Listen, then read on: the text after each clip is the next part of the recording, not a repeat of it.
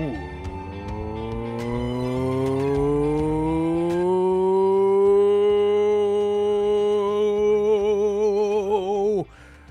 it's Monday.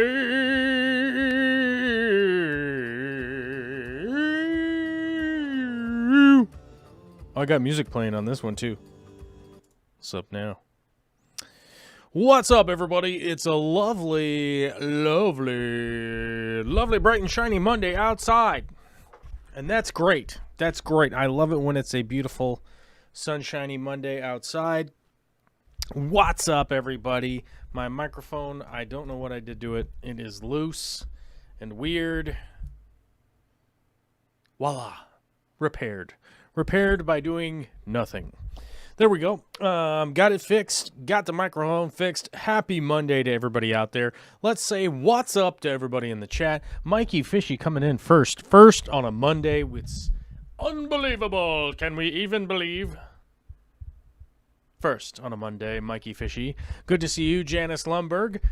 Good to see you, Mikey, also. Good to see you, Big D Smoke, Will M, Rico Stan, Christine Kaiser, Janice Lundberg. I'm going to say what's up to you because you just kept chatting in the chat, and I keep reading your name. Alana Suki's here, Rehab Harris, a.k.a. Sarah Baker, Jake D663, Steve Bear Teich. Bear Teich? I love saying your name wrong, dude. It's kind of my hobby now. It's kind of my new hobby. It's a new hobby I got going, so don't take it personally because it's just me saying your name wrong. I'm just into it. Michael Sar, Mirdul Singh. Let's keep going down here. Let's scroll down. Aquaballs is here. Aquaballs. Good to see you. The zombie drummer, my guy, my man, yo man. What's up? Daniel Velez, Joel G, all the way from New Z. What's up, buddy? ADK Aquatics, Gabriella Stahl. The quality is so good. Hey, I appreciate it. I appreciate it. I do what I can to make the quality as good as I can for y'all. And, sometimes I get, sometimes I do all right, and sometimes I don't. I'm shooting for 100, and I generally hit about 26. So I feel like we've got room to improve. So at the very least, we got that going for us too. I wanted to, I was looking for a specific comment earlier that I was trying to find so I could get a screenshot of it, but I don't know where it went. So I was looking through the comments earlier, and there was one that I wanted to answer that popped up that wasn't the one that I wanted to answer, but it was a different one, so I'm going to answer that one if you get what I'm saying. Like I went to look for one and I couldn't find that one, but then another one popped up, and then I didn't do a screenshot. So let's look for it real quick. Baney, here it is. Baney with the publicly subscribed to this channel right here, which is amazing. Thank you. You're one of 40 people, I think, something like that. I don't know. I don't know the exact number. Let's take a look. You're one of 27,557. It went down. As soon as we go live, it goes down. It does that. It always does that. As soon as you go live, it goes down in numbers. It goes down in digits. And I think the reason for that is, well, people don't really like it when you talk into the internet. They don't like that, first of all. Second of all, they don't like it when you talk into the internet live. They don't like that either. Thirdly, YouTube algorithm updates whether or not there's idle channels, and some of them get dumped. So it's a double whammy of weirdness. Haha. Algorithms. Rad. Everybody loves it when you talk about algorithms. Actually, I think people are like minorly interested in the inner workings of YouTube or whatever. But there's always like one vocal person that freaks out and will like leave multiple comments on multiple videos, send me emails, try to find my Instagram and send me all these notifications that I'm a big douche for talking about something. And I just love it. I just love it. It's so good. By the way, everybody do that. Just go on to every video and be like, don't ever talk about, and I'll just leave it open. Just leave it open-ended. Quotation marks. Don't ever talk about blank ever again because you're a big douche. I mean, I know a lot of you won't, but still, it's kind of funny to say it.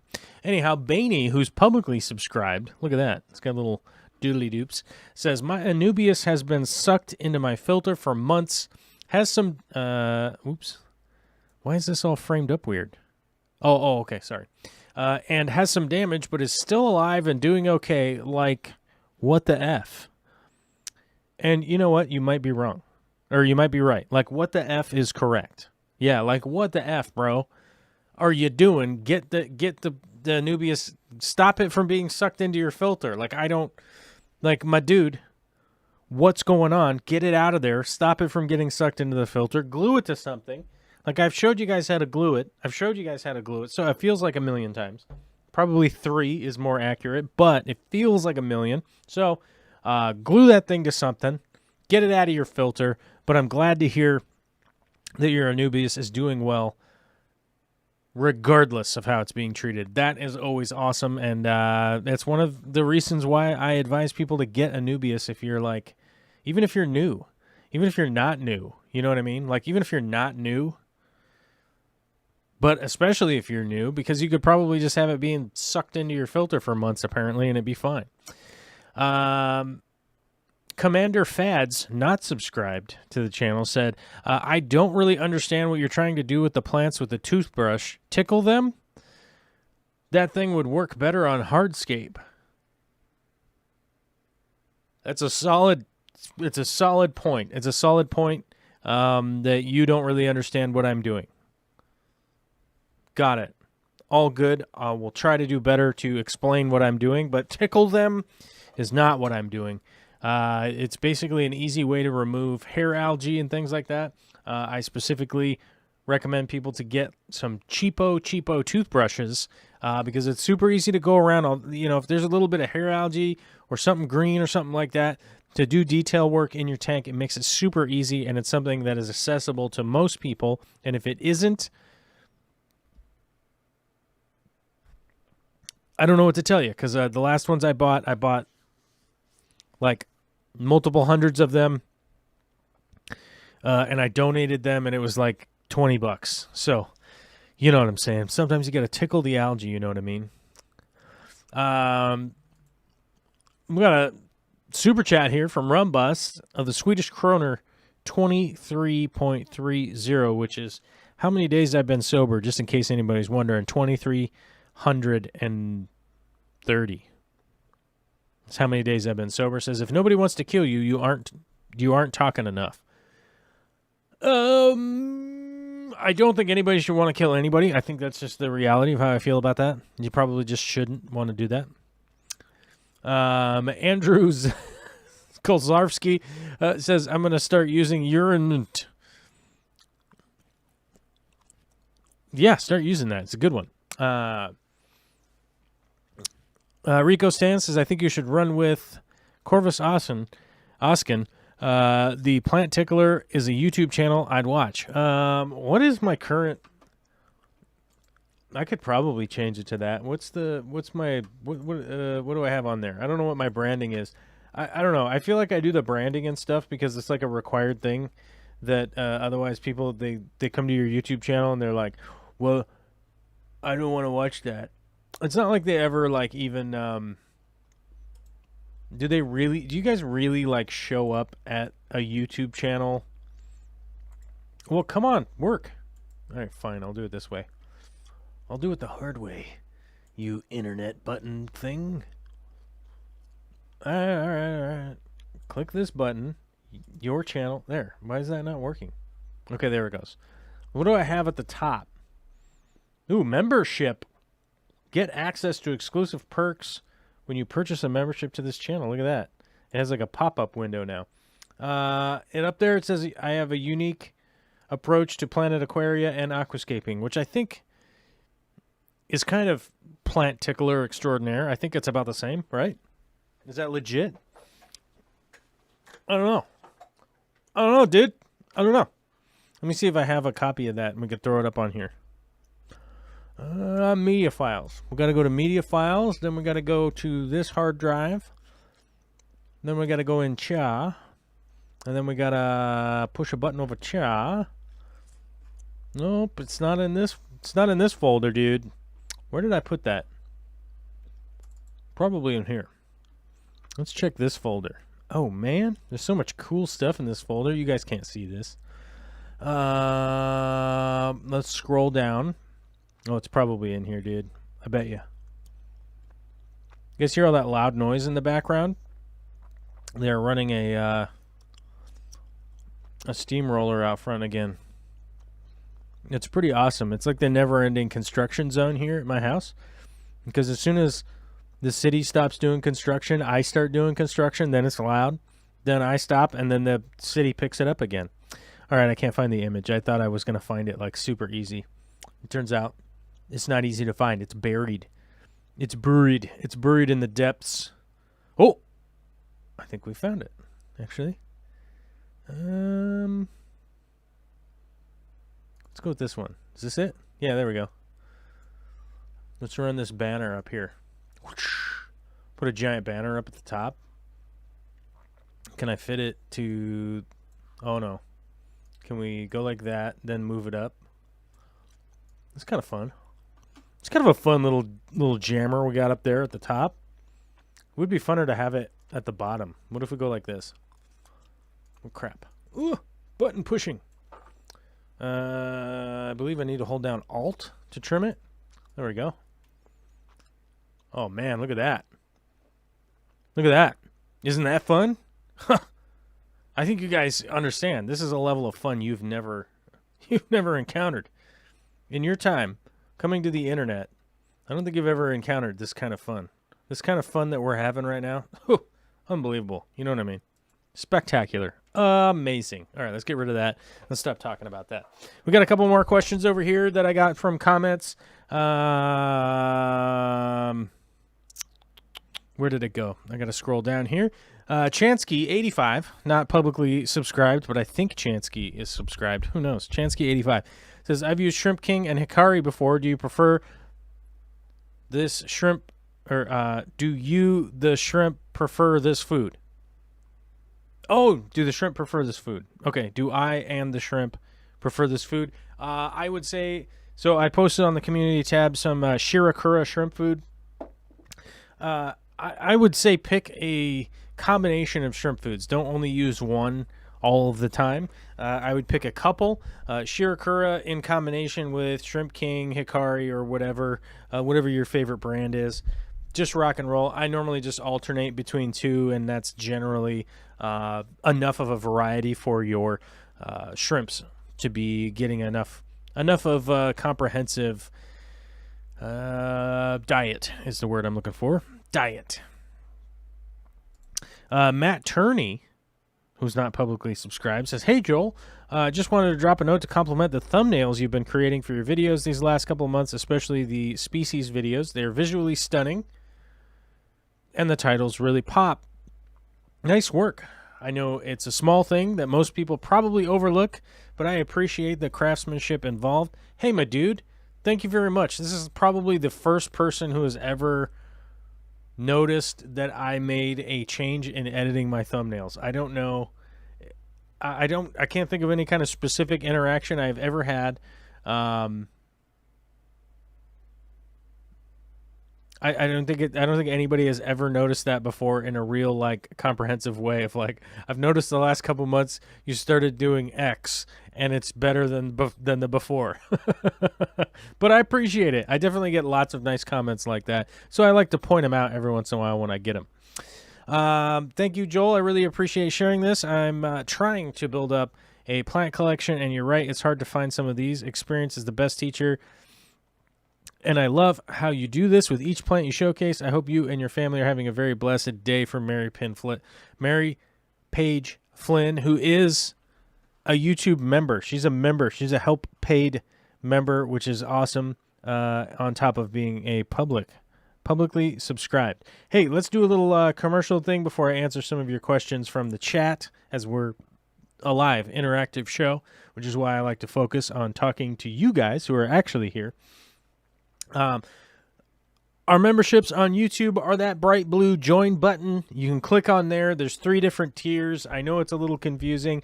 Standard is the one that we normally think that people are going to sign up for. which is $4.99 a month, which I understand. If you can't afford it, don't become a member. If you can't afford it, do not spend any money if you can't afford it on any YouTube channel, by the way.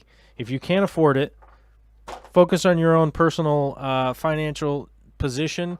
Get yourself in a better position, and then go ahead and join up and sponsor some YouTube channels, man. Like, don't put yourself in a position where you're, like, in pain to be able to watch some of the stuff that entertains, educates, and all that, you know. Don't put yourself out. But if you find some value, entertainment, or any of that stuff, feel free to hit the join button, or you can go over to our Patreon page and be as little as $1 a month. You could be $1 a month over there. The website is whatever. I don't know if anybody's ever going to... Let me see if somebody will post it in the chat. It'll be me. Copy. Control-V is paste. And let me remove the community part off of there and put it just like that. That's the Patreon page.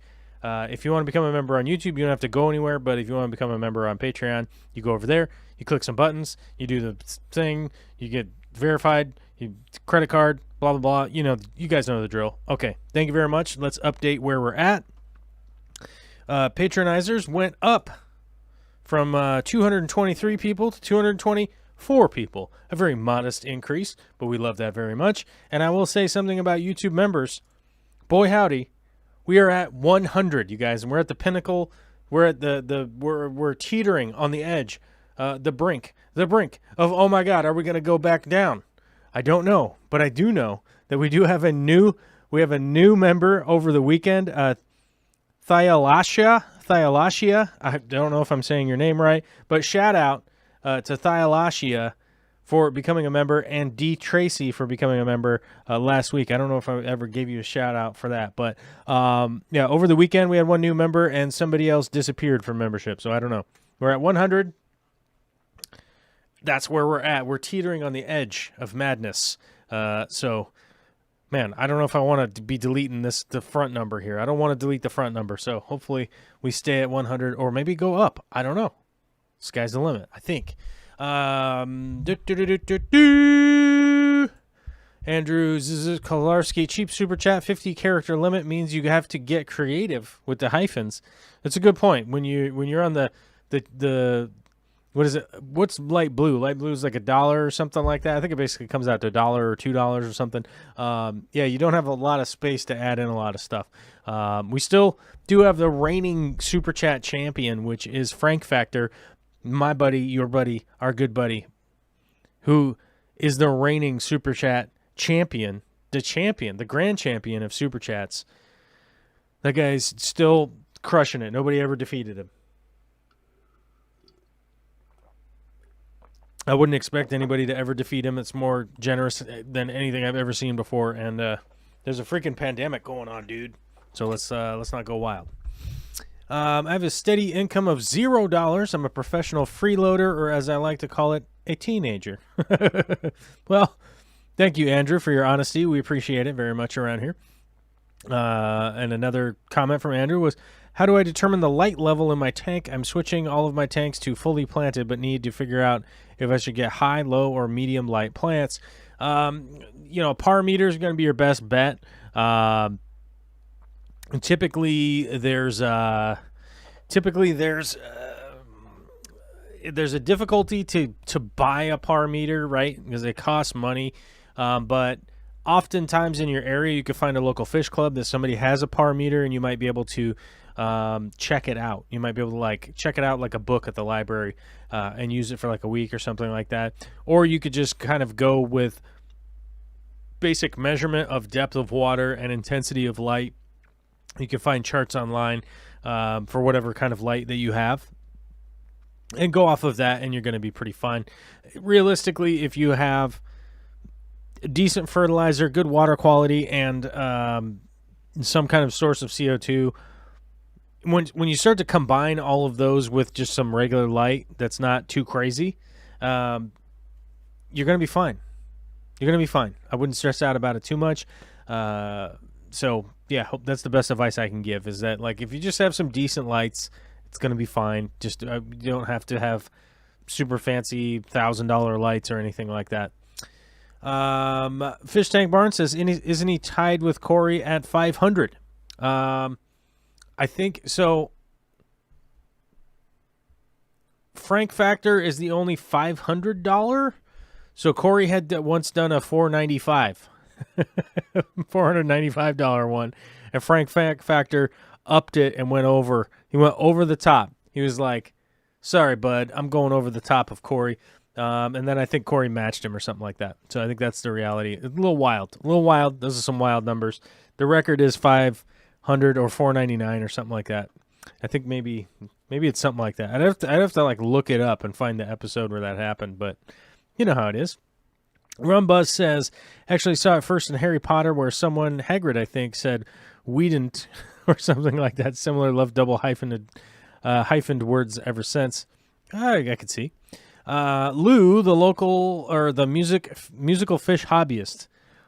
Okay. It says, peace and blessings, my friend. I'm new to keeping plants in my aquariums. In one particular aquarium, my fish are eating the plants. So how do I keep my Bosemani rainbows from eating on my plants?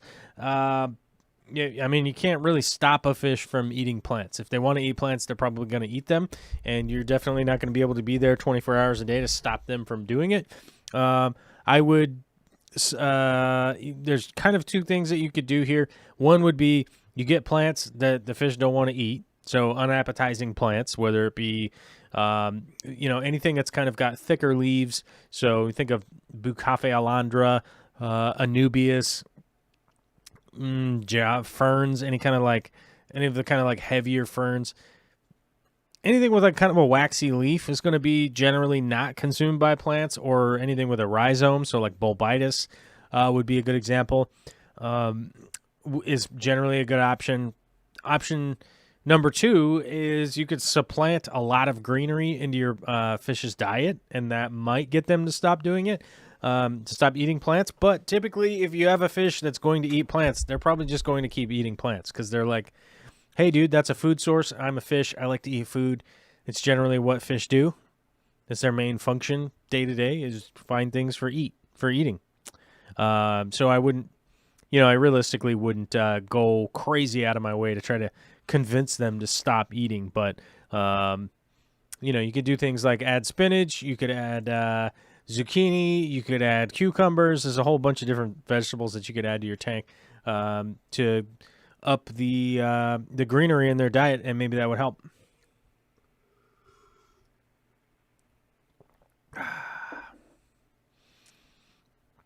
Steve Swan says, hey, Corvus, I want to swap out my substrate with fresh dirt and then cover with sand. My substrate is a year old and the plants need some help. Good idea? Personally, I wouldn't think it's a great idea. I mean, if you have an established tank, you already have most of the bacterial components happening in there. Dirt's not something that I recommend long-term, like the Wallstad method. But if you're looking to do the Wallstad method and you want help on what it is that you're doing, let me get the link for that book. This book, it's right here. It's in my hand here. Wallstad method. I've looked this up so many times.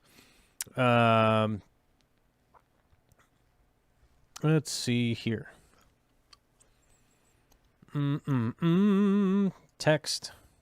Copy.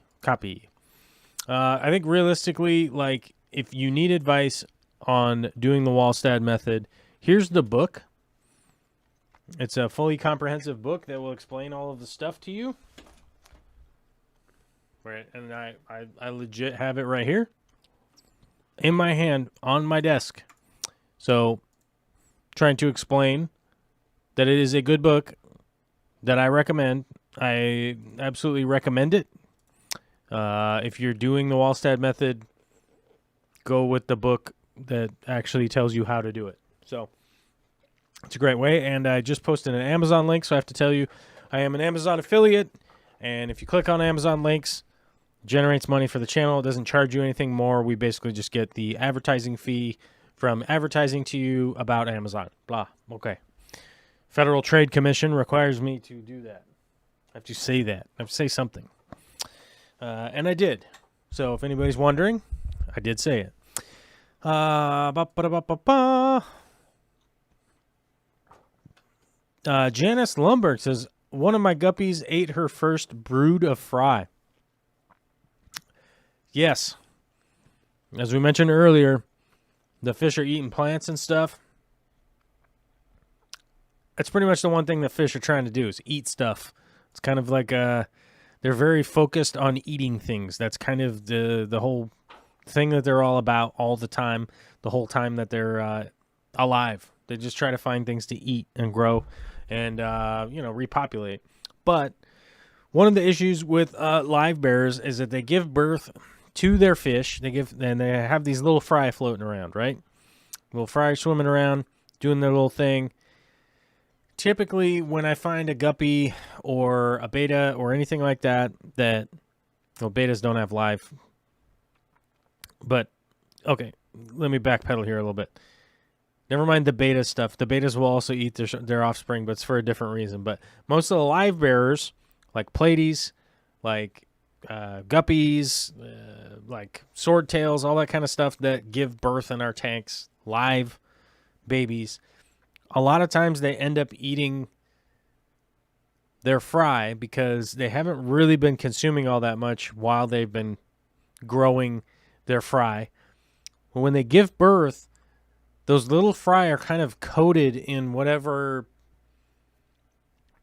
embryonic fluid or whatever it is from being inside the fish. I'm sure there's a name of it. That is on them. They don't have really they don't have a slime coat yet like other fish do that are older, right? And they typically smell like food as far as I've been able to tell, because in the past I've had live bearers that ate their babies because I had them in one of those little birthing boxes and I didn't take the mother out and they just kind of stayed in there. But in times that I've let them give birth, taken the mother out, and just even like an hour or two later, let the fry go out swimming around, and they were all fine. Like nothing was bothered after that. So I did a lot of like scouring around, and it seemed to be the situation with that. I mean, this is many years ago that I was trying to figure out what the hell was going on. And, many years ago, and it seemed to be that was the one continuing factor of like, if you had like freshly born live bearer fish and you didn't give them any time to like swim around, hour, 2 hours, maybe 3 hours, something like that, maybe even a day, 24 hours, then let them go in the tank. The other fish just ignore them, just like they do other guppies. Like they don't go biting on other guppies and like trying to eat them all the time, right? But then they'll just be swimming around and they're just like any old other thing, any other guppy, and they're just not really going to be bothered by them at all.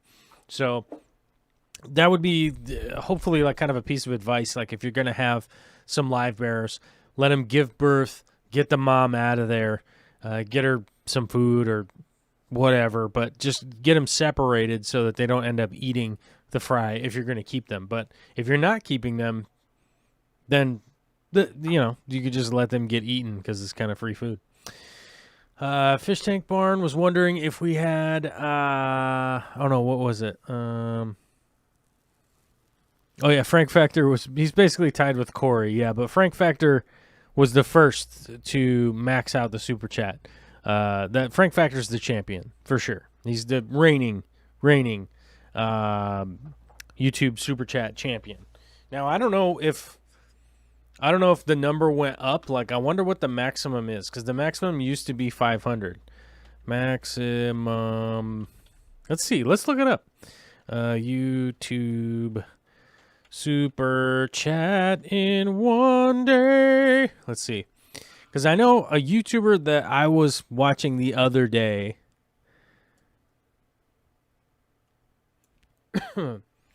was saying that somebody had donated $1,000, which was nuts. Well, yesterday, actually, it was Sunday.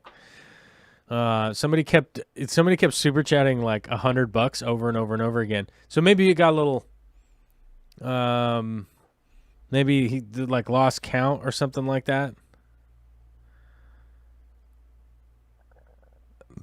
No, I don't know. It says that it's still $500, so it seems like that's the most. August 11th. Okay, this is August 11th, 2020. So I think 500 is still the maximum that people can spend per day. They put a cap on it because they're like, dude, we don't want like somebody to accidentally get somebody else's credit card and figure out how to like do it. But you can't like, so like Twitch is different than YouTube. Like I think you can't refund YouTube super chats like you can on Twitch. Let me see. Yeah, there's no refund. There's no refund on YouTube. Like on Twitch, if somebody sends in a donation to you, they could literally you can literally just refund it and be like, get out of here. Which is I don't know. That's funny, but it would be cool if it would be cooler if YouTube had that, just in case something was accidentally happening. Wesley's Fish Club. Oh, lordy. It's 101. We're no longer teetering on the brink of 100 members. We now have 101 members.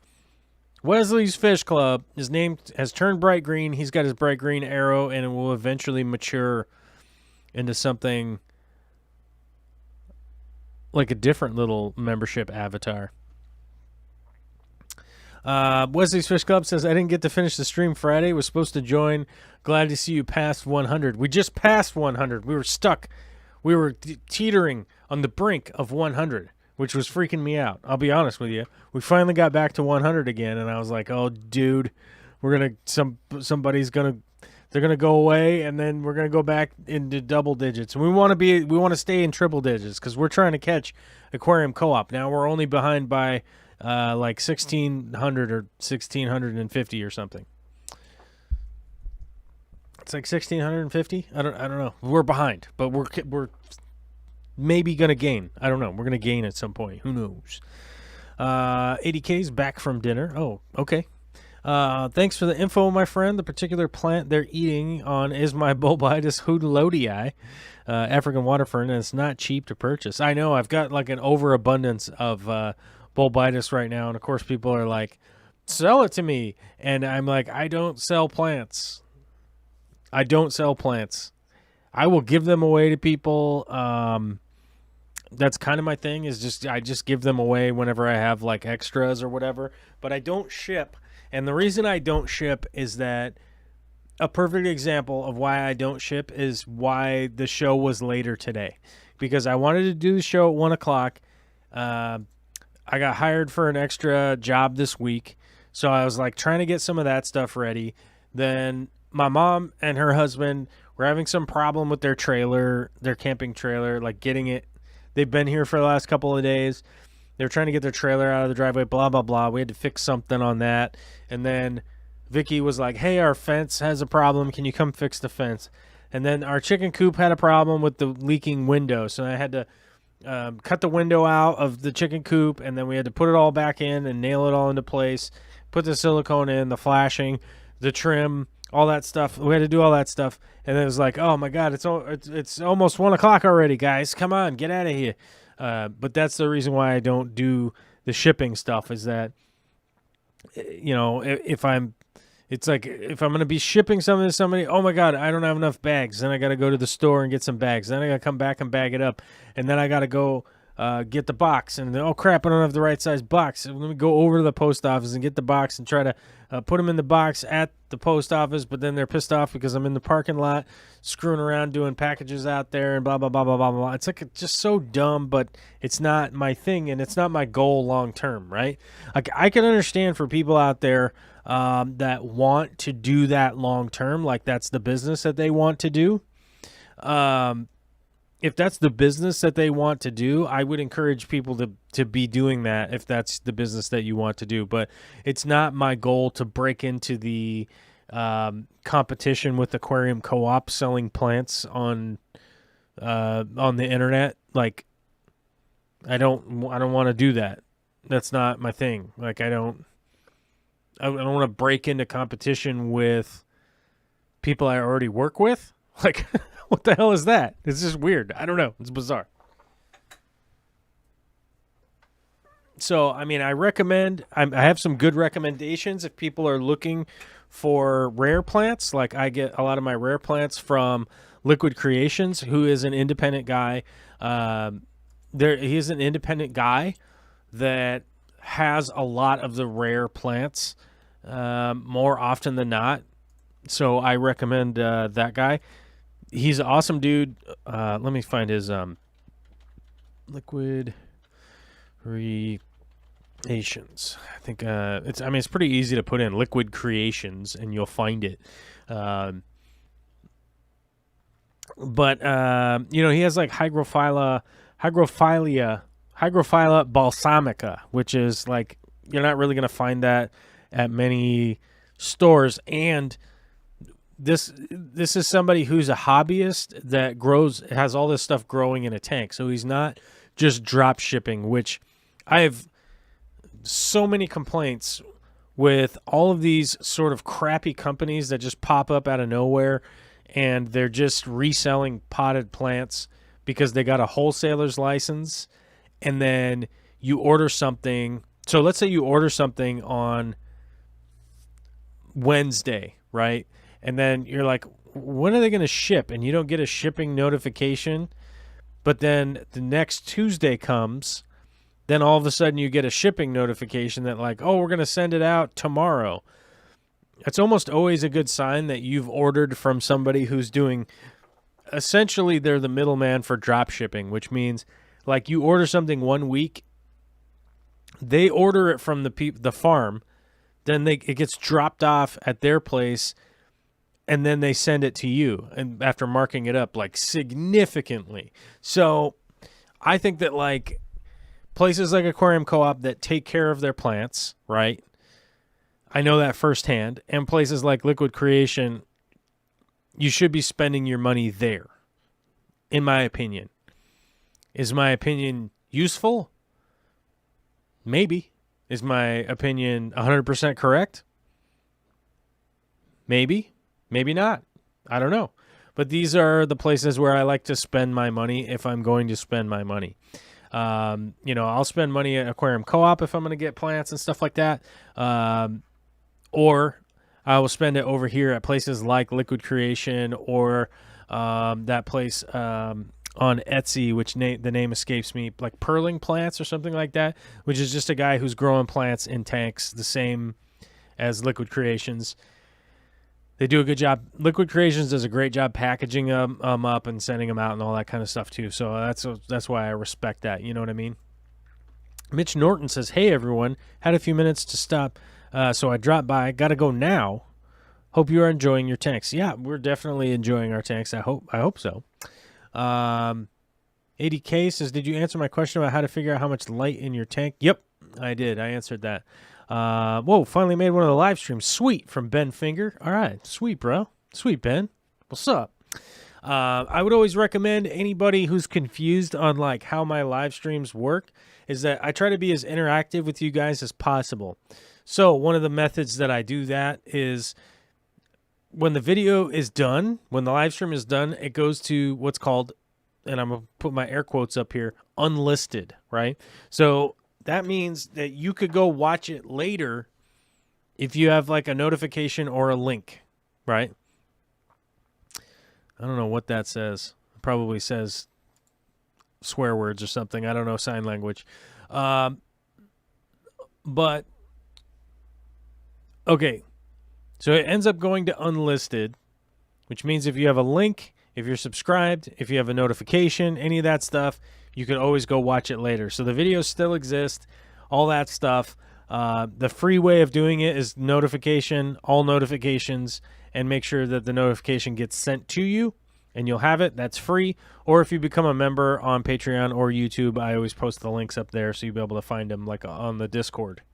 And yes, we do have the Discord, which has, let's see, 1, 2, 3, 14, 154 plus 9, I think, is like 180, I think.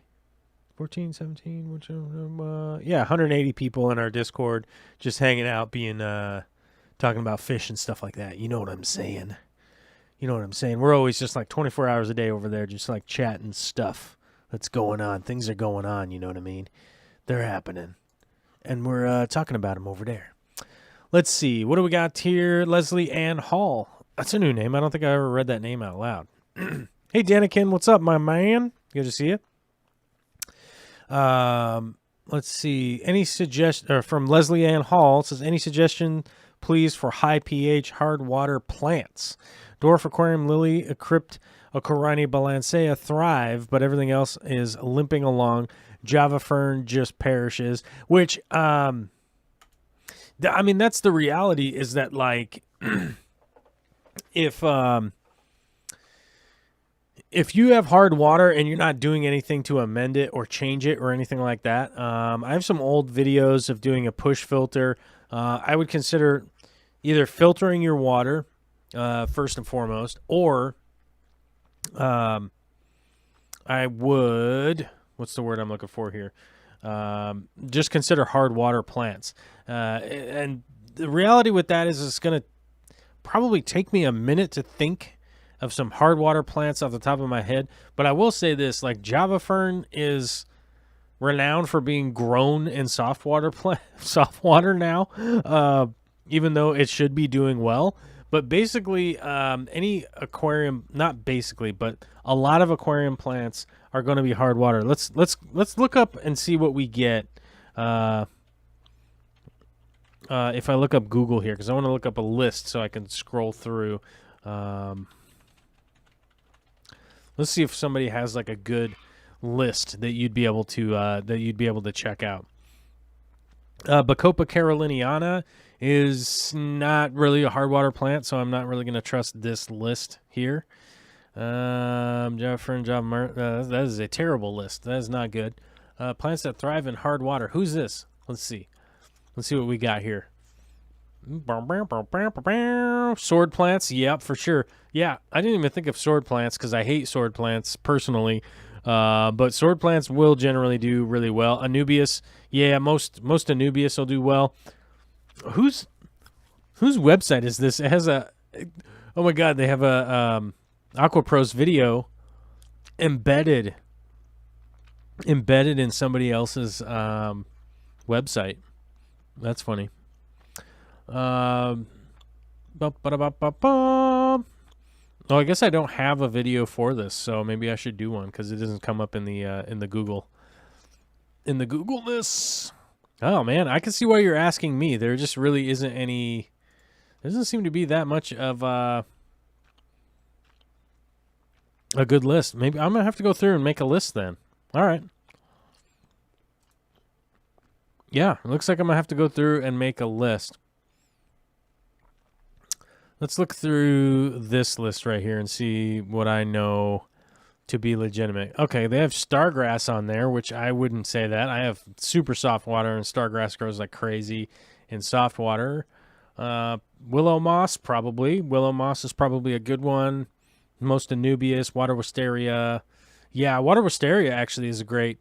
I normally don't have that plant because it does need a little more hardness than I generally have. Pogostemon erectus, give it lots of time. That's awful advice. I wouldn't recommend that. Cryptocorani wendetii. Most Cryptocorani wendetii will do pretty well in hard water. That's true. Dwarf hairgrass, pearlweed. Yeah, those are probably some good ones. Dwarf hairgrass and pearlweed would be really good. Yeah. So I could recommend some of these. Ludwigia arcuata, nope, does better in soft water versus the hard water tanks. In my experience, Ludwigia repens.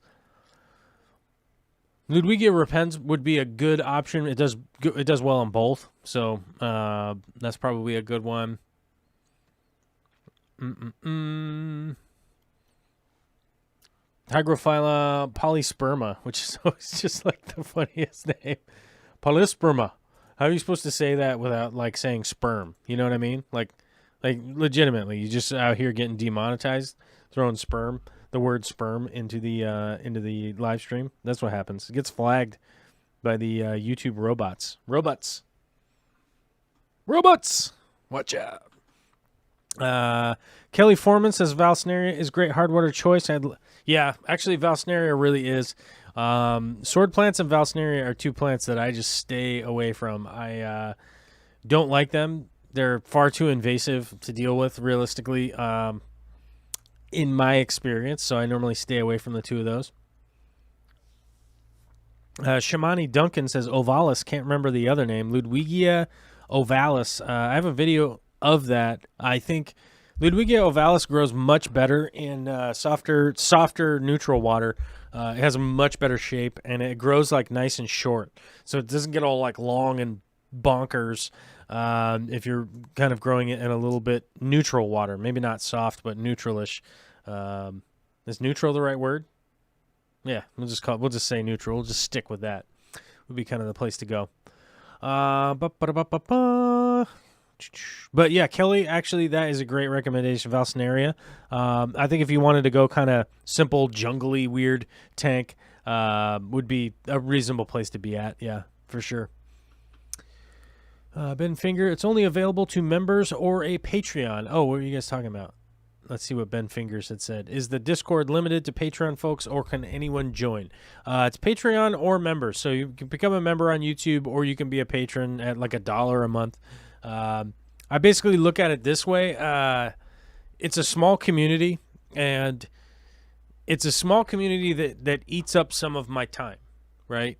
And the fact that I like to be able to talk with the people in the community, and if I open it wide open, in my experience over the years, when you suddenly get 2,000, 3,000, 4,000 members, it becomes so difficult to moderate it. Like, not only do you have to like get a bunch of people to be moderators, because the next thing you know, you get spam for like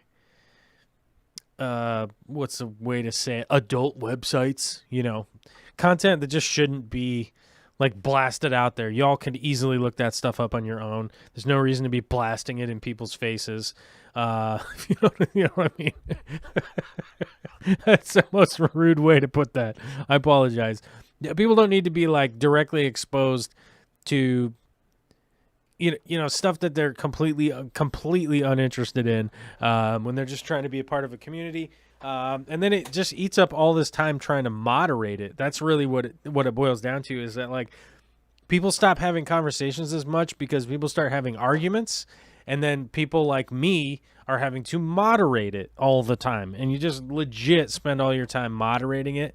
And that's like, it is just a nightmare. So kind of put the gatekeeper thing on there just to be like, oh man, people that like are endorsing the channel or whatever, they have like something invested, even if it's just $1 a month. It's legitimately like having something invested in the group that you're in and going like, oh, I would like this to continue going forward, so let's just keep it going forward, right?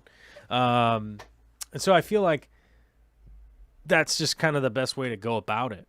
Did I get a message from Steve? Oh, I did. I got a message from Steve. What did he say?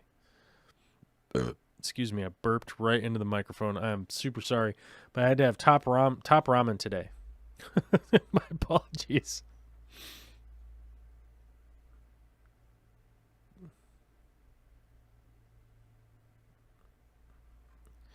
So weird, man. People, I'm trying to just sell this camera, and I'm legit trying to sell this camera like at the price that so I don't know if you guys know what KEH.com is, but it's like a used camera.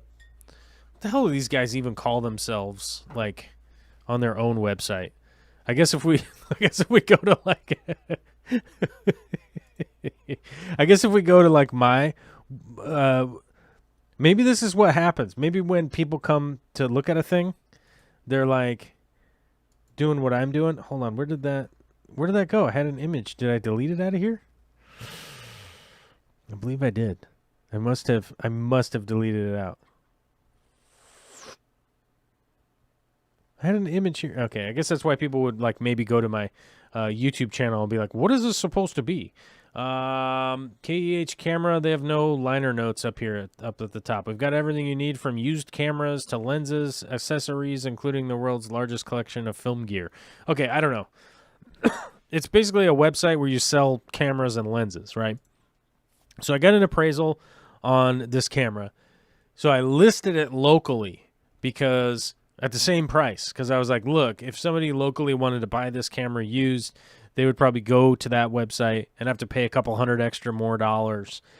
And it's just turning into a legitimate nightmare, and I'm about to just put it in a box and be like, and sell it to those guys because it's becoming just so crazy. And I get all these messages from people like, is this still available? Can I come look at it? It's like, dude, there's a pandemic going on right now. It's in good shape. These are actual pictures of the camera. It's fine. Blah, blah, blah. Are you interested? And then they're like, can you come down in price? It's like, God. Find me a listing where somebody else is selling it for the price that I'm selling it, and let's see what happens. Aquaballs has, I got guppy grass also. Oh, you do? You got guppy grass? Yeah, typically guppy grass will do a little bit better in harder water, but not crazy. Nothing crazy 8 pH or any of that kind of nonsense. Guppy grass probably just, 7.2 to 7.6, something like that, in that range, and then whatever additives you have to making your water hard, we'd have to kind of sort that sort of stuff out. That's one of the reasons why I think that the Discord is super helpful, because people can post, I tested my water, it does this, it's doing this, it's doing that, blah, blah, blah, and we were able to like kind of suss out things a little bit better than being stuck to trying to answer questions in the YouTube chat that's scrolling by, and it's hard to kind of go back and forth. Ben Finger says, I guess I'm joining Patreon then. I've been watching. Oh, I already answered that. Lana Suki says, I'm pretty sure he has been eating them. Oh, who's been eating what? I've never had them at Big D Smoke, but my new beta keeps eating all of his shrimp friends, so I think I need something else in there to help clean things. Now, what are you guys talking about? Now I'm confused. Now I'm going to have to keep scrolling up here. I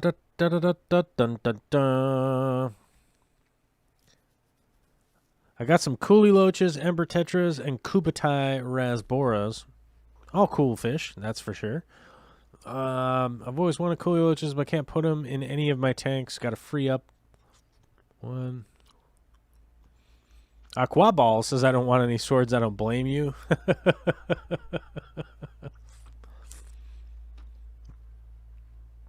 Yeah, they just take up way too much real estate in the substrate. Like, they'll just generally chew up all of your nutrients and just outcompete other plants. Danikin says, hello, Aquaballs, how are you? Where did it go? You had posted something, trying to get electric down any way I can. What are you doing? I set up a single air source in the rack today, converted 16 air pumps to 1 today. Ooh. Yeah, I will say that. Was definitely messing around with the air pumps up at Aquarium Co-op. And some of those linear piston air pumps that are actually pretty rad, and I would say, building a manifold's pretty easy. It's obviously like kind of time consuming. Piston air pump. Let's get one of these so I can get you guys a link to see what I'm talking about, because I can't remember the name. Yeah, the Meadows. These are a little bit expensive, but I think realistically, the fact that they kind of just last forever and they don't use up like a ton of electricity, but and you could like run a ton of tanks off one of these.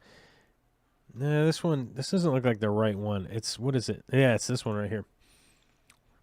It's this pump.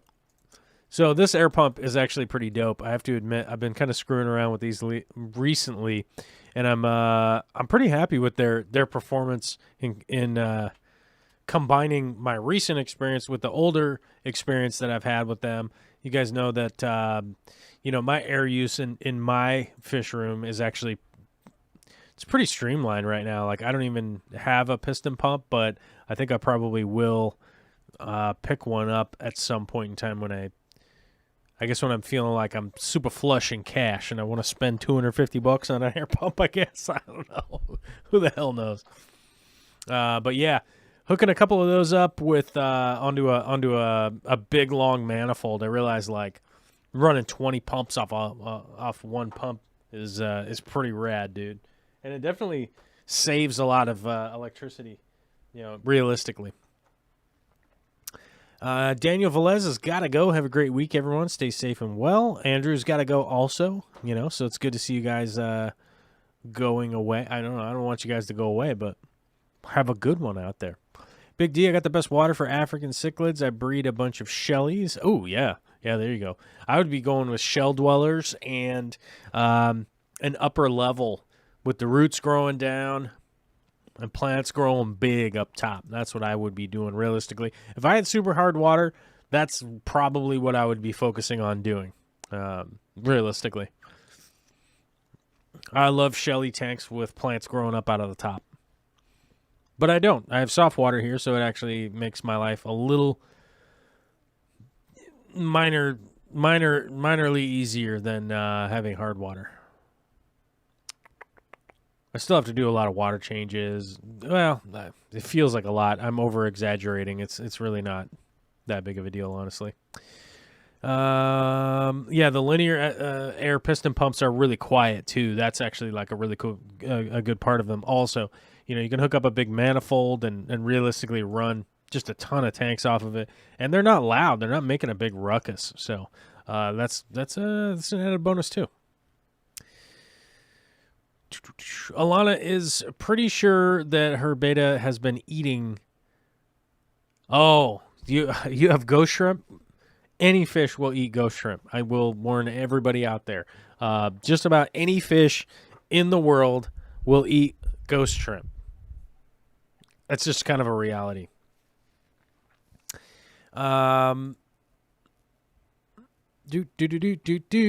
Mirdul Singh is asking, what Ludwigia do you like best when it's growing immersed? Probably the Ovalis. I don't really like Repens or any of the Repens variants that I have. Reuben actually looks pretty cool when it grows up out of the water, but I would say probably Ovalis is probably my favorite. I was growing that in some of the outdoor terrarium tanks, whatever you want to call them. I think terrarium's probably the best name for those tanks. But those videos were like super unpopular on YouTube, so I didn't make any more videos about those tanks.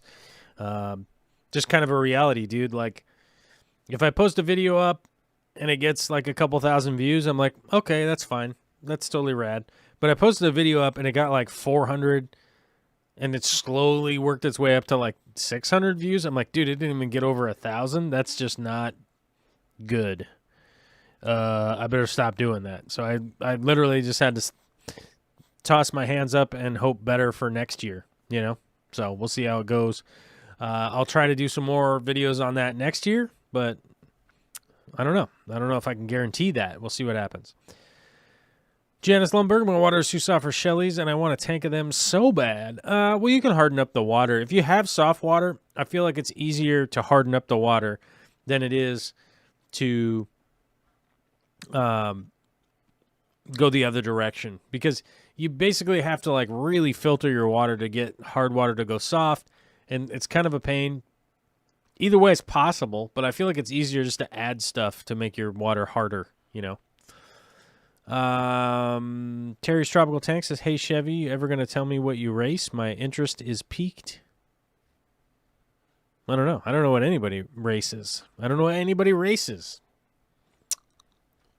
Janice Lundberg says, a ton of crushed coral. Yeah, and it's just so cheap to get crushed coral that, I just, it's like, how much is a bag of crushed coral? Let me see. I wonder how much a bag of crushed coral is.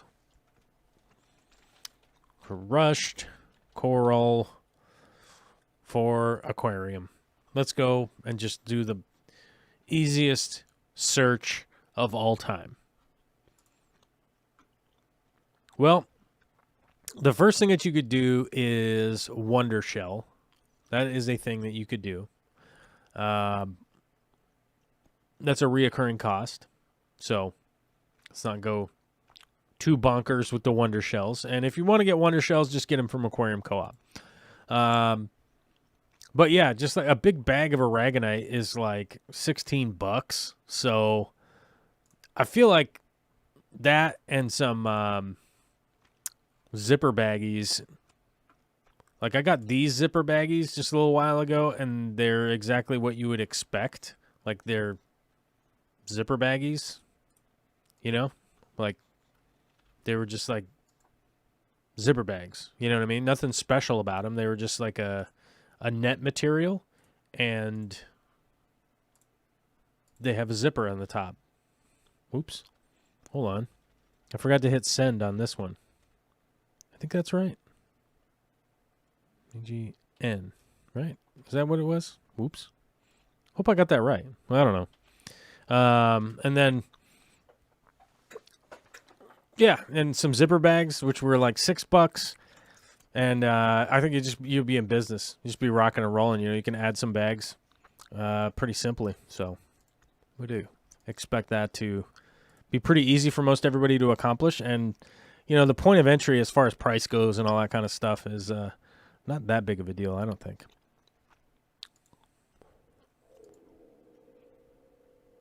Oops. Click the button there. What was that?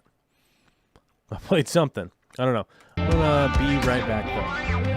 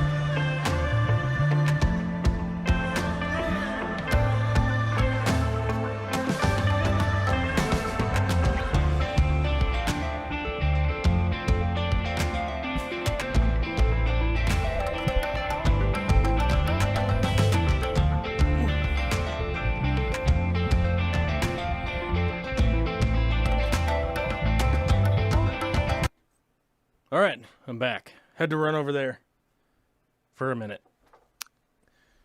something weird was going on, and I had to go check it out. Anyhow, we're back for... What were we talking about? Aragonite under the sand. You can definitely do aragonite under the sand. I've done that in the past, and it works out relatively well. You know, I wouldn't be that concerned personally about an aragonite tank. I found the biggest issue is to make sure that you have CO2. If you have CO2 and you're trying to do a planted tank with super hard water or an aragonite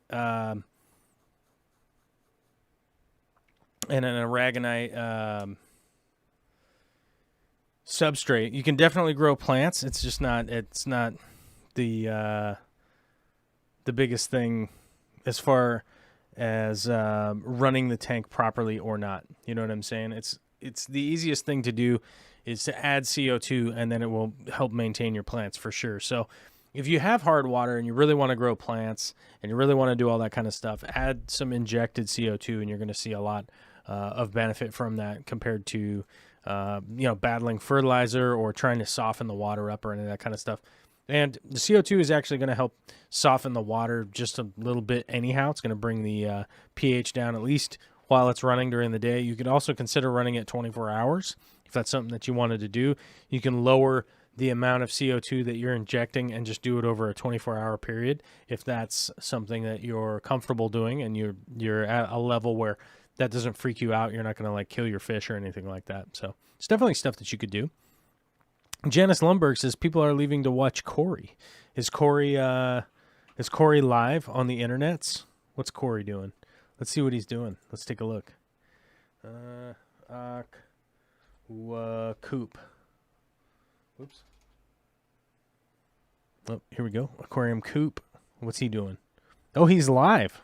He's legit live right now. I'm legit competing with the Aquarium Co-op. I wonder what he's doing. What is he talking about right now? I'm going to see what he's talking about. Oh, he's got a bunch of new members. Well, he's got a bunch of new members and stuff going on. So that means we're falling behind the Aquarium Co-op dudes. We're falling behind, and he has a bunch of new members and stuff. So what are we going to do? I don't know. I don't know what we're going to do. But either way, we shall continue ever forward. I guess it's time to split monitor. Yeah, I guess maybe you'll have to split monitor. I'll let you know how they do. I don't know. I think I'm kind of caught up with the chat. I'm going to have to scroll back and find out what some people were asking about. Steve posted something in there, and then he retracted it, so I'm not sure. Well, I put Ghost Shrimp. Terry's Tropical is here. He's saying, sorry, I'm late. I was on the phone to arrange giving 3 buckets of base rock away. Oh, man, I tell you, giving away base rock has become like the hardest thing in the world to do. I have a big garbage can of it out back that I've tried to get rid of, and I gave a bunch to Bracken, but he didn't need all of it.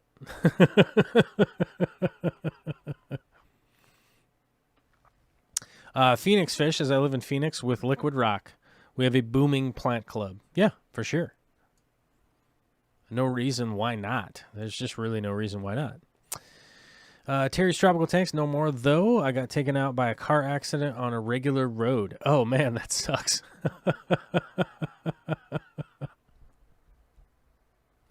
That would be awful. That is like the worst nightmare of anybody that does any kind of car racing, is to get into a terrible accident just randomly, like driving to work or something, man. That is awful, dude. I didn't realize that, man. I'm sorry to hear that. That's hard. That's hardcore. I don't like that. We used to do the what's called Hornet racing at our local speedway out here, which is like you can only spend like $300 on the car or $500 on the car, but you can spray paint it. You have to move the tank. You got to put a 5-point harness and a roll cage in it, which is like, what? We have to do all this stuff, but they didn't want you to spend too much money on the car, first of all, because the speedway could just buy all of the cars from all of the racers. So they didn't want to really like screw people over by buying your car for $500, and you'd be like, dude, it's a $6,000 car. You're like, it's part of the you get to race. What if you add 2 zeros next to the member's number? Then you'd be ahead of Corey. Well, that would be lying. That would be disingenuous. That would be a disingenuous situation. So if we did that, I would not be into that. So, I guess I could just put numbers up there and just make it up or whatever, but that would be no fun. That would be no fun for anybody, because then it would be like, what's really happening? I don't know. Who knows? I was puzzled by the retracted, as I did not do that. I think some people's phones do that when you type something into chat, and then I'm not sure what happens. I think maybe if you click off the stream or come back or something, I don't know what it is, but occasionally people do the message retracted thing, and I don't think it's on purpose, but it definitely happens from time to time.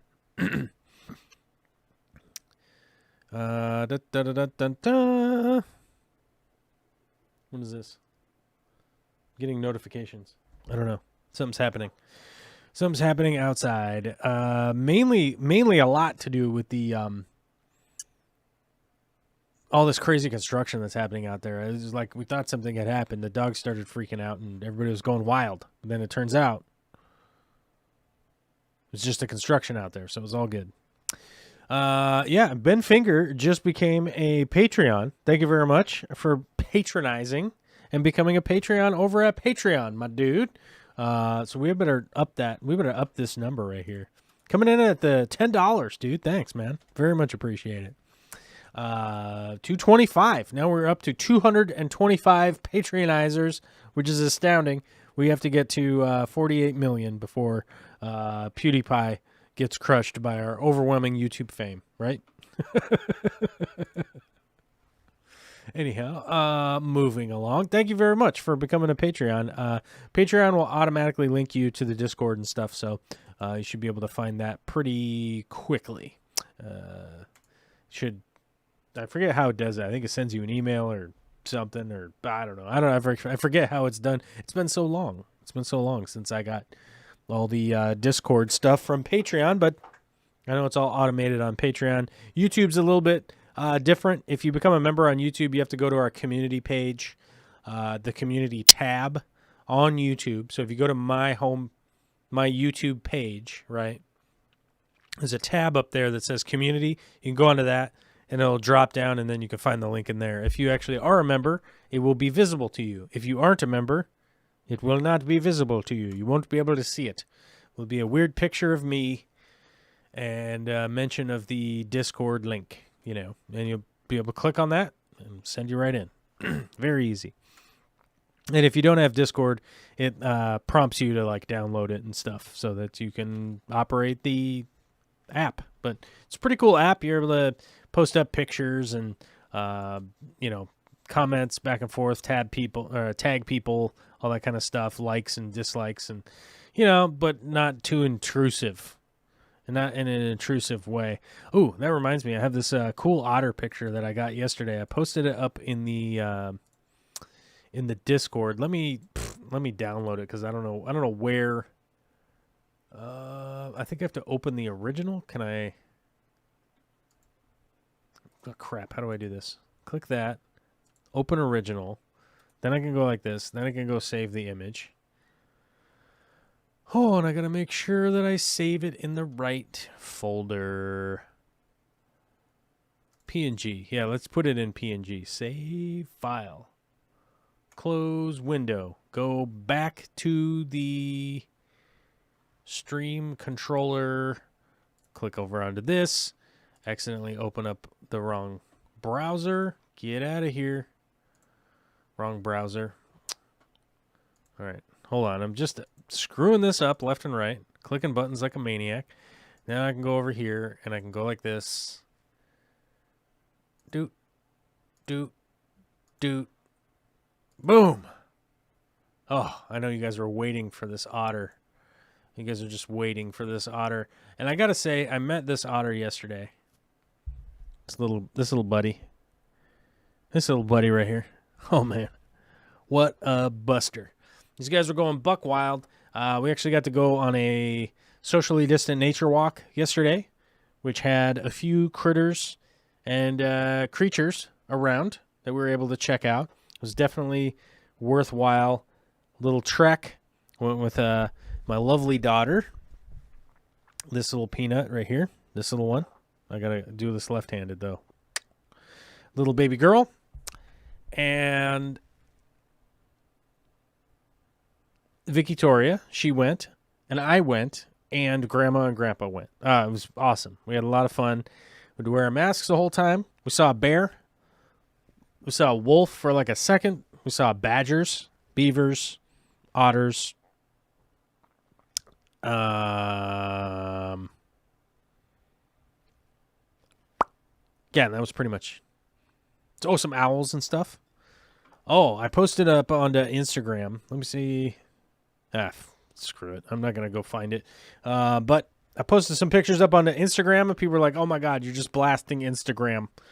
And you're just posting all these crazy pictures. And I'm like, yeah, I'm just editing them whenever I can. I'm editing them when I can and post them up. I really have no strategy. I just post things that I like. I don't care about strategy anymore. It just seems like a big stressor waste of time. So I just do my best to try to engage with you guys and post things that I like and I think came out good. You know what I mean? So I just do that. That's what I do. That's what I do now. Strategy seems like a big waste of time and overly stressful for, whatever. Excuse me. Secret History says, what was he saying? What was that? What was he saying? Totes adorbs.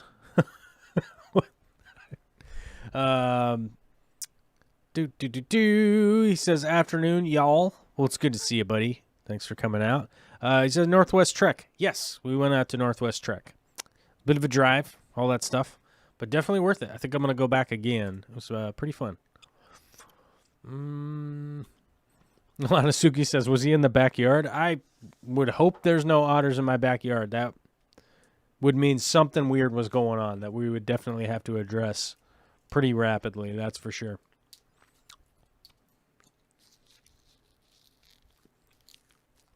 Christine is asking, does anyone else use Vitachem in their water? I don't.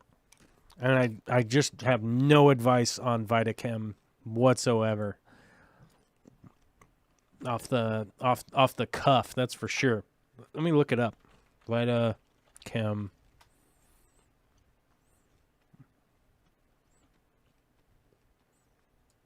Let's see. Vitachem is a pre-stabilized multivitamin that is water and tissue soluble. Revolutionary concept in vitamin supplements for freshwater, saltwater, and invertebrates kept in closed systems. Nope, I got to be honest here and say no.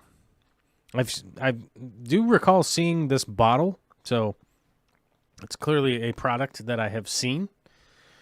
But no, I have no experience with utilizing that one at all, dude. So couldn't give you advice on like good or bad or indifferent. I don't know. Got nothing there. Got nada for you. And my humble apologies. Maybe at some point somebody on the Discord or something will throw it up. Throw something on the Discord, and maybe we could talk about it on Friday or something. We'll see. Rumbust has got to go because he's got to go to bed, and I appreciate that. I appreciate your honesty, my guy. If you got to go to bed, you got to go to bed. Almost as if that otter was posing for a picture. I'll tell you this much: I blasted off a lot of photos and to get some good shots. And I got some good shots, definitely, of the otters. They were very, very interested in posing-ish. They're beggars. They were begging for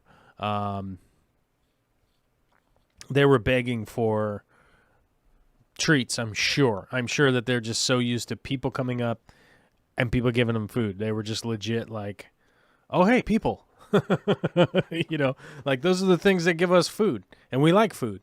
So they have that going with goldfish and stuff, right? And koi. They were acting like koi. They were like, hey, you guys have food? And I was like, dude, I don't have any food. I have a camera. And then they were like, what? I was like, yeah. Big D Smoke says Corey recommended it. Yeah, still have no experience with using Vitachem. So might be worthwhile. I don't know. Maybe Corey's the guy to ask on that one because I've never used it. When he was eating frozen shrimp, I dial in Vitachem before feeding him. Oh, okay. Well, once I started feeding him ghost shrimp, he stopped eating the frozen shrimp. Oh, yeah. That's almost always one of those problems. You start feeding any kind of live food to your fish, then they're like, nah, I'm not interested in frozen stuff. What is this? Ridiculous? Yeah. We had that same problem with the figure 8 puffers. We had a whole pack of figure 8 puffers for quite a long time, and we were I forget exactly what we were feeding them, but we switched to thawing out the frozen shrimp and then feeding them that back from whatever it was that we switched to. I can't remember off the top. I can't remember what it was that we switched to. We switched to something live that was expensive. Gosh, what was it? Yeah, drawing a blank on exactly what it was. But then we went back to feeding them frozen stuff. They ate frozen stuff nonstop before that. After that, nope, not so much. Yeah, we just weren't having it anymore. Terry's Tropical Tanks, do you have a link for the 1 or 1 1/4 inch flex drain hose from an overflow?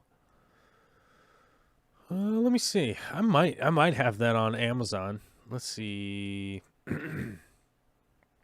We need Spa Flex Overflow pipe. I don't know if this will put us in the range of that. Where was it? I had it in. Hold on, we're getting close. Yeah, that depends on what. It depends on what system you're using, and if you're going to use that crazy flexible pipe. I'm trying to remember what that stuff is called. That stuff cracks like crazy. What the hell is it called? Because it basically looks like a skinnier version of a hose off of a shop vac, basically. And I can't remember the man. I'm not very good at remembering things recently. I haven't been getting a lot of sleep, and I think it's affecting my memory recall. People say working out is good, but I don't think working out when you are losing an hour of sleep is. I don't know where the balance is there. It doesn't seem to be working.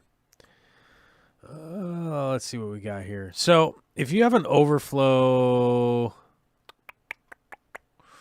like this, let's get this link. Copy. Come over here to the chat. I'm gonna open up the chat.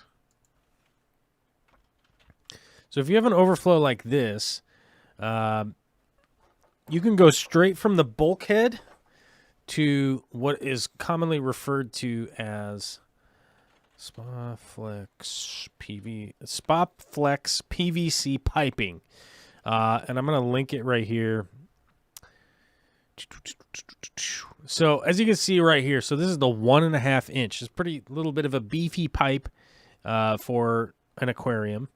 And at 25 feet, it's $41. And this is literally like probably enough to last the average hobbyist their entire life at the 1 inch or 1.5 inch varietal. So $42. And that glues in and plumbs in the same way as standard PVC. So you're going to prep, you're going to glue, you're going to put it together, and it'll glue together and adhere together, and it'll basically last a freaking lifetime. It comes in black, it comes in gray, and it comes in white. There's 3 different colors of it. And then right here is Destroyer Plastics 1 year warranty above in-ground manual swimming pool vacuum hose with a swivel cuff. So this vacuum hose right here is basically what a lot of people use. I think this one's like 1.5 inch or something. Yeah, it says this one's 1.5 inch, so we might have to find the other one. and it's 30 feet long, and it's more expensive than the SpaFlex, right? And the SpaFlex stuff is for the internals of a hot tub, dude. So you're thinking all the chemical, all the caustic, all the heat from hot tub water, that SpaFlex is made to deal with that and last long, long time. We're talking like 20 years, long time, right? Versus this flexible crap, this flexible pond stuff. This stuff cracks and breaks all the time. These guys only put a 1-year warranty on this hose. So I normally recommend people to go with SpaFlex and plumb it in there the legitimate way. Because it's going to last forever. You're not going to have to mess around with it anymore. And it's technically kind of more affordable because it's a more heavily produced product. Todd Slingerland says check for it at Home Depot. Yes, Home Depot has it, but it's oftentimes like $4 a foot or $3.59 a foot or something like that. Whereas I found it to be much more affordable just to get it shipped as a roll to your house. But yes, Home Depot has 1 inch, 1 1/4, 1 1/2, and maybe 2 inch. I think those are the only sizes that they have. I use 3/4 inch now for return lines on tons of stuff. I use 1/2 inch. I use 3/4 inch. I use 1 inch. I use the 2 inch. I use, it's definitely the way to go as far as plumbing and aquarium is using that SpaFlex, because that stuff is designed, like I said, to deal with like hot tub water with tons of chlorine in it. The pH is like 400 billion or 0 or whatever the hell it is in hot tub water. And it's like 130 degrees, or I think the inside, the hot tub, it's hotter. I don't know. But that stuff holds up like crazy good. I have a tank. That 240 gallon tank I have is at least like, I've had it for like at least 7-8 years, something like that. And I have not replaced the return line that goes up back into the tank. I haven't replaced it. I just cut it off, glue new stuff to it, and it's been fine ever since. So it's like, and I run into it, I smack stuff into it, like, I cut it, I put in different stuff, and it's all good to go. He definitely grew fast, and it did appear to help him. He's definitely really healthy and has no issues. Oh, yeah. You guys are talking about that Vitachem or whatever. I don't know. I've never used that, so I don't know. Secret History is asking, do you know of any good ways to set up an overflow for racks without drilling tanks? I'm moving soon, hopefully to a place with space for a full fish room. Do you know of good ways to set up an overflow for racks without drilling tanks? I know of ways, but just drill the tanks. It's a pain in the ass, I get it, but it's the best way to do it long term, and it's the way that I would recommend. And like I said, it is a pain in the ass, but I would just go for it. It's just what you got to do. Kiwi Mamo's got to go. We'll catch the replay. Christine says, I take vitamins, so I thought to give to my fish. Yeah, I mean, it's probably fine. I mean, it seems like a decent product. I just don't. I've never used that Vitamix, so I don't know. Or what is it, Vitachem or something? I don't know. I've just never used it. But yeah, as far as like setting up racks, definitely drill the tanks. It's going to be the best way to go. Dr. Black is here. Hopefully I'll be, I might be on Dr. Black's show tomorrow maybe, or what is it, Tuesday or Wednesday? I don't know. We'll see. Maybe he'll invite me on again and we'll do another show. Maybe yeah, maybe no. I don't know. Maybe he doesn't want me to talk to him anymore. Maybe I'm just too weird. I don't know. We'll find out. We'll find out, guys. For sure. Damn, I knew you'd say that, but thank you. Yeah. I mean, it just really, the reality is like, just drill those tanks if you're doing a bunch of it. And I know it costs money and all that, but It's just the best way to go.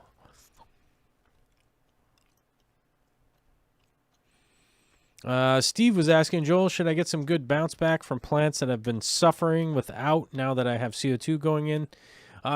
Generally speaking, yes. I mean, you're really going to, honestly, adding CO2 just makes it easier for plants to photosynthesize and grow properly. So it's definitely helpful. I would expect some kind of bounce back, Steve. So that's just generally what you're going for.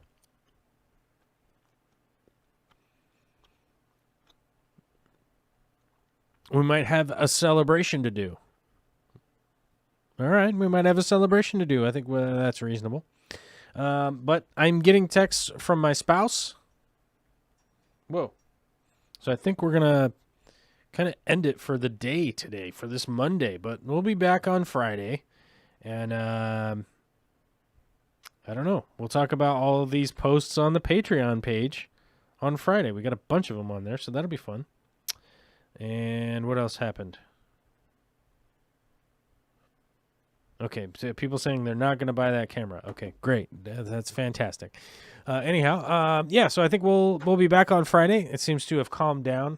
We seem to have lost a lot of people because people wanted to watch Corey's show. But that's understandable. Either way, I got to go look at something that my wife is bugging me to go look at. So we'll check that out. But we got to give a big shout out to our viewer activity. Let's click this button. The viewer activity does not work anymore. I don't know why. But who is our new member today? Our super chat was from Rumbust, and Wesley's Fish Club was our new member today. So thank you very much, guys. I appreciate that 100%. Appreciate your support. And we had a new Patreon from Ben Fingers. Ben's Fingers. Going strong. Straight into the Patreon. Thank you very much, my brother. We'll talk to you all on the other side of whatever it is that we're all on this side of, right? I think that's how that works. I don't know.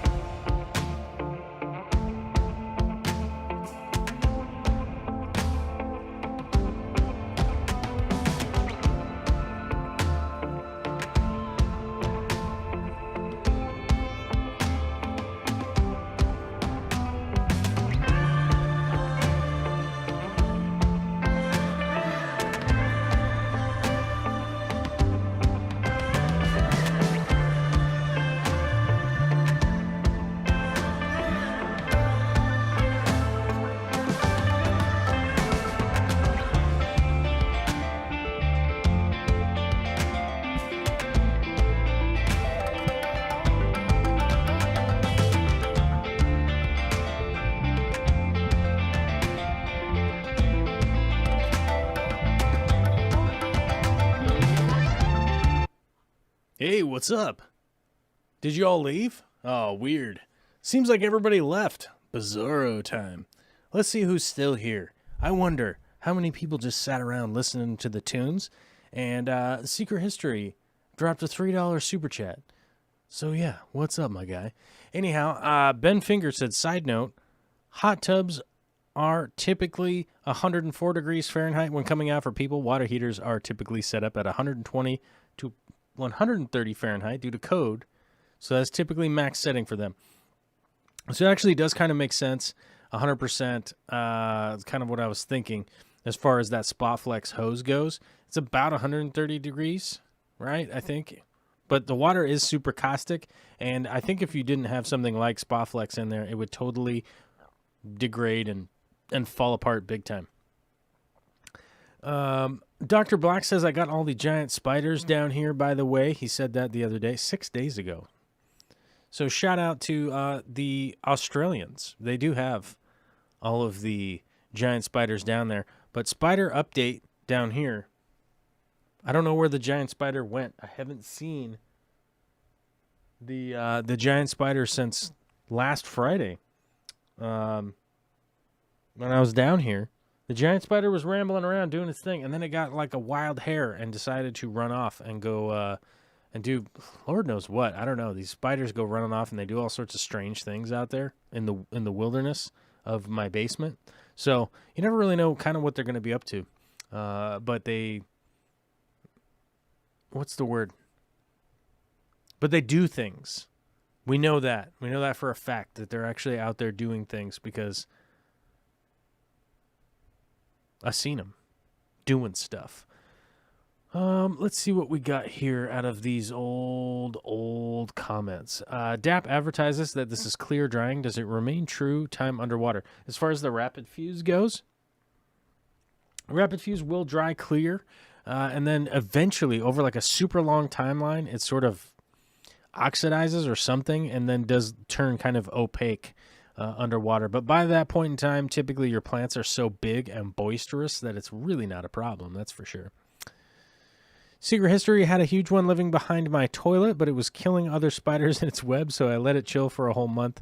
Then I was on the pot, it crawled on my thigh, and now he's dead. Yeah, that's how that works out, where it's like, oh, giant spider's totally rad until it becomes a creepy weirdo, and then we outsize them, and there's typically like a murder situation going on. That's for sure.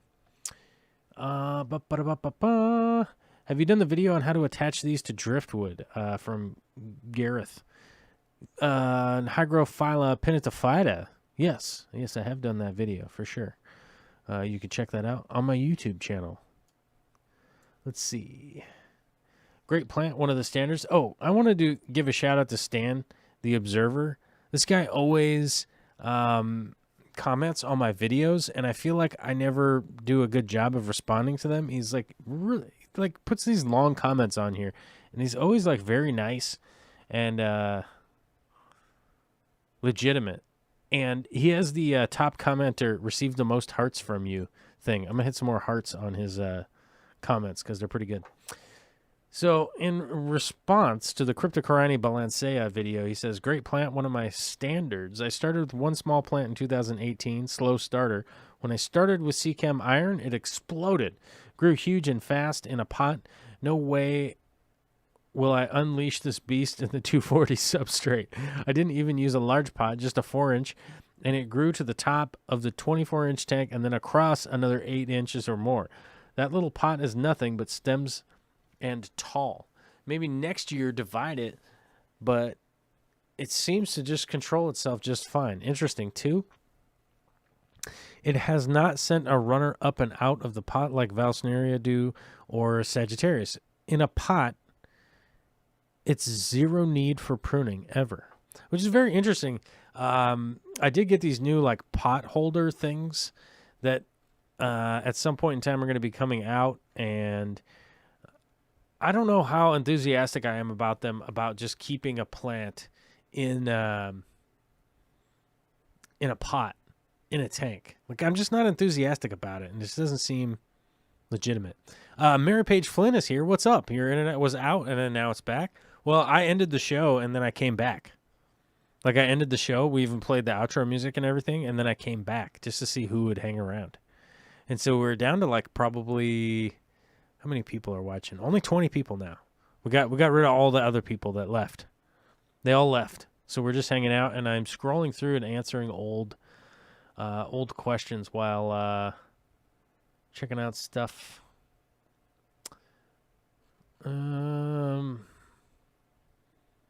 Somebody asked this question a while ago, and my thing is not scrolling back up. Here we go. Oh, it's Mirdul. Mirdul Singh asked this. Thanks for the stream. 2 questions. 1, what does a carbon deficiency look like in Ludwigia lacustris and arcuata? I've got leaves that are bending into hook shapes. The only way I can describe it is the leaves look like curved daggers rather than straight daggers.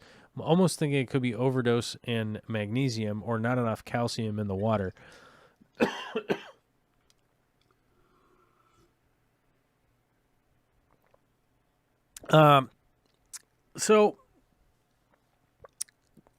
Carbon deficiency. Now, I don't even know. I'm trying to think like let me see here. Hold on a second. Carbon deficiency.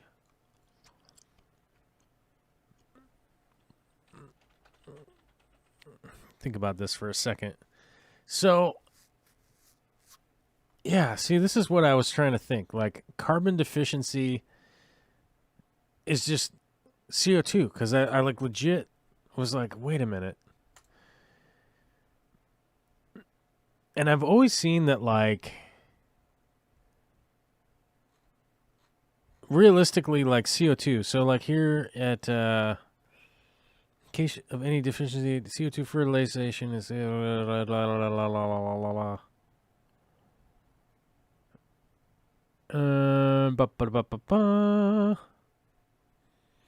Yeah, so I mean, like I always just saw plants just growing like badly. I guess that's probably like the best way that I could put it. It really just has to do with more like the plant not growing or growing well. So maybe the curved leaves that you're describing here very well could be lack of CO2, but I don't know. Without like actually measuring it, it would be very difficult to say. It would be very difficult to say like whether or not like you actually have CO2 carbon deficiency in your tank, because that would be, it's a limiting factor, but it normally just means that your plants aren't going to grow. If they're growing weird, as the second part of the question here is, if it is calcium deficiency, would adding eggshells do the trick? How would I go about putting eggshells in? I've never had a reason to do so since I've had crushed coral in my old tanks. But the tank I now have does not have any crushed coral, nor do I have any. I think the reality is, like, I would just add a bag of crushed coral. I kind of talked about that earlier today. You get a giant bag and those little net baggies, the zipper net baggies. Like, it's a very minimal like cost, you know. I don't think it's really like that much money. So I think that's what I would do, is add some crushed coral and see how well it bounces back without testing. This is where things get like kind of weird, when it's like we don't have any kind of testing that has gone on. So you're basically relying on visual stimuli of like, well, it's doing something funny. I think I've pretty regularly shared, who does that deficiency image? I've shared it a lot over the years. It's not my image, but it's a really good image. That's why I've kind of shared it out. But you can probably just Google search it and take a look. Let me do that real quick. Aquarium plant deficiencies. There we go. Freaking weird. Yeah, this is the one that I normally send out to people. Who has this? The aquathusiast. I think the easiest way to... Oh, I can't even... Okay, that's stupid. Oh, Pinterest. Get out of here, Pinterest. Stupid Pinterest. So dumb.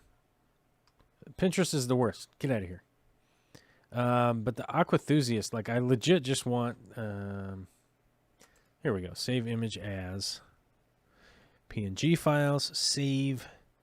Then let's just import this one and we'll put it right over the top of the old otter here. So this is the one that I normally recommend people take a look at from Aquathusiast, right? This one just gives you like a really good kind of comprehensive look really quickly to check out what's going on. There's iron, manganese, potassium, phosphate, CO2, magnesium, nitrogen, and calcium. And CO2 is just stunted growth. You know, like if it's CO2 or carbon, it's just stunted growth, right? The other ones are the ones where it gets a little bit weird to try and figure out. But I think this one's the best representation, and I always pass it on to like check out Aquathusiast if you get a chance. I've never checked out their stuff, but this is the one that I always kind of like share with people on the internet and then try to do my best to give them credit. I've never made one, so this is the one that I share out to people. But it's pretty straightforward, and it's super easy to decipher kind of what's going on while being able to check that out. And, you know, as like from here, it's like if you're missing carbon, you just have stunted growth. Like everything just grows slowly. It's not growing properly. Leaves are like whitish in color. You know what I mean? It's just like nothing's growing properly and it's growing super slowly.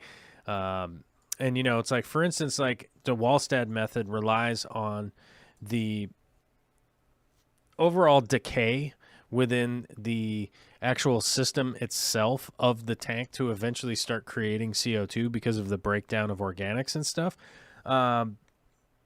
which is obviously like a really interesting mechanism to be like kind of chasing after, in my opinion, when you could just be injecting CO2 and not have to deal with any of this. Like maybe at some point in time, it'll be making enough CO2 to keep everything going.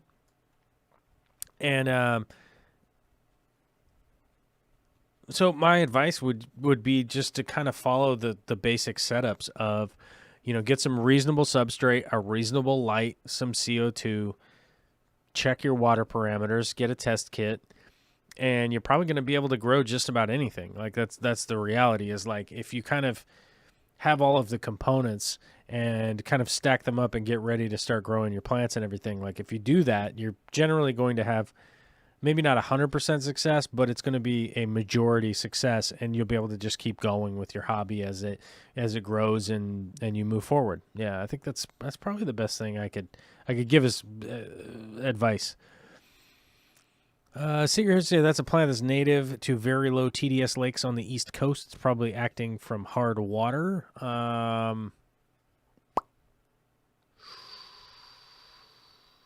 Very well could be. It very well could be, but I think the lack.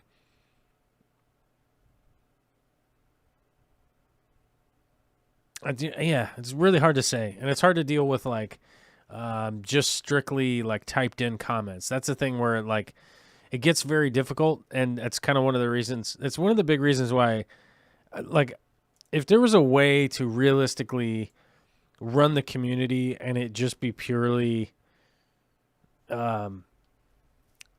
like, I don't know if I'd like, you know, like if I won the lottery or something and everything was just like taken care of bills wise, I think the reality is that I would figure out some different mechanism to run in the community, right? But I don't know how to exist without paying my bills. Like it's just, I just don't know how to do that. Like I've yet to be able to figure that out, and I don't.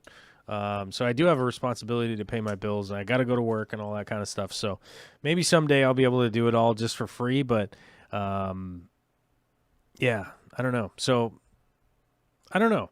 That's kind of one of those things with like, it's one of the things that I like about Twitch versus YouTube is that like Twitch, other members can donate subscriptions to other members, you know? Like on Twitch, you can do that. Like you can just donate subscriptions to other people. So I think that that's kind of cool, but I don't know. I don't know how to get a workaround to make that stuff kind of work out. But either way, I don't know. Yeah, those damn bills. Yeah, the damn bills are hard to deal with. That's for sure. Always wondered if Ollie, what's up, dude? It's been a long time since I've seen an Ollie. Always wondered if no filter tanks have an odor. Typically, when something weird is going on, yes. If something's like imbalanced, and if they have like bacterial blooms and they're going through stuff, yeah, from time to time they definitely have an odor. And I think one of the things with that is like, I don't know if you all have ever been to somebody's fish room that has a real funk to it. You know what I mean? And typically when a fish room has like a stinky smell or a funk to it or anything like that, there's something wrong. You know, realistically, it should just smell kind of humid. It really should just smell, it shouldn't smell like sulfur. It shouldn't smell like ammonia. It shouldn't smell like any of that stuff. That is really easy to have those kinds of smells when things aren't going correctly at all, you know? So when you go to somebody's fish room and that kind of stuff's going on, like something's wrong. So I would definitely look into that.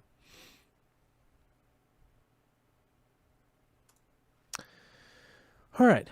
Well, the little bonus show is over, so let's get rocking and rolling because I got to edit some stuff, and I only have 40 minutes to do it, and then I got to go pick up my baby. So, all right, guys, thanks for staying. I'll see you later.